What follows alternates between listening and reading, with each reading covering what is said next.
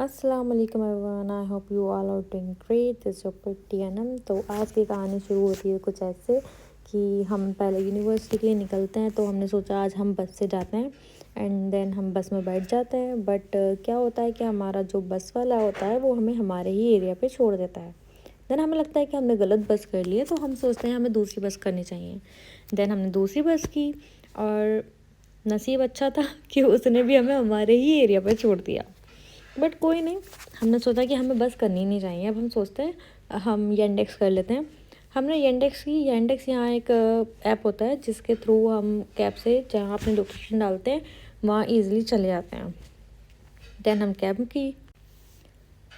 फिर हमने जब कैब की तो वो कैब वाला हमारी लोकेशन तक पहुँचा, बट वो पता नहीं कौन सी खुफिया जगह खड़ा हुआ, जो हमें वो नहीं दिख रहा था, उसको हम नहीं दिख रहे थे।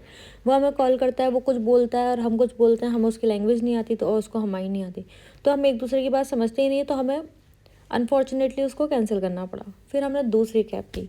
हमने कहा दूसरी करते हैं। जब हमने दूसरी की तो नसीब से वो हमारी लोकेशन पे फाइनली पहुंच गई और हमें भी वो मिल गए। एंड देन हम बैठ गए। फिर क्या होता है कि बस वही नसीब में लेट था यूनिवर्सिटी पहुंचना, तो वो हमें गलत रास्ते पे ले जाता है।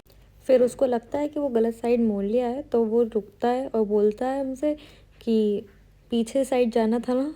नहीं मतलब मैं क्या समझूँ इस चीज़ को। एक तो हम इतना लेट हो चुके थे ऑलरेडी बस की वजह से। तो खैर हमने कहा यस आप गलत जगह मोड़ लिए हैं। फिर वो हमें कैसे ना कैसे करके यूनिवर्सिटी पहुंचाता है और हम पहुंच जाते हैं।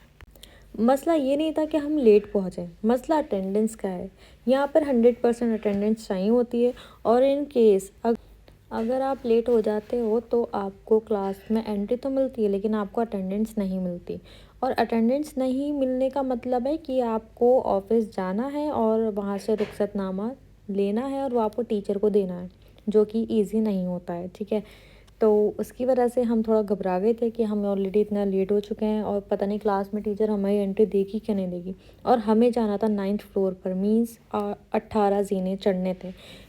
लिफ्ट का ऑप्शन होता है बट हम लिफ्ट से नहीं जा सकते थे क्योंकि वहाँ ऑलरेडी बच्चे बहुत सारे थे।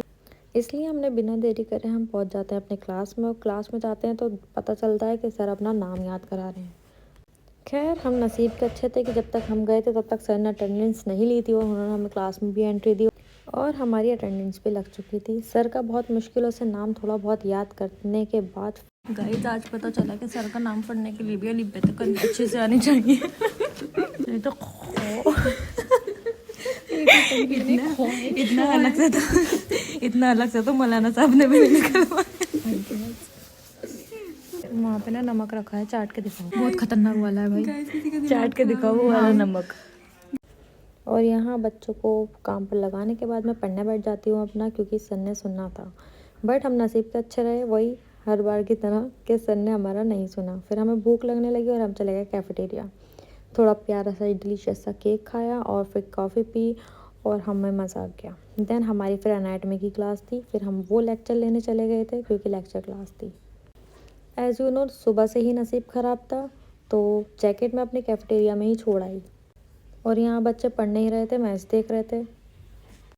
इन बच्चों को देखते हुए मैंने भी सोचा मैं भी थोड़ी देर मैच देख लेती हूँ। फिर इनका मैच देखते देखते मुझे ध्यान आया कि मैं अपनी ग्लॉसी पूरी खा चुकी हूँ, तो फिर मैंने सोचा मैं थोड़ा सा टचअप कर लूँ।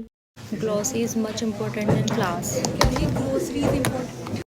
अच्छे से यहाँ ग्लॉसी लगाने के बाद हम थोड़ा लेक्चर पर ध्यान देते हैं।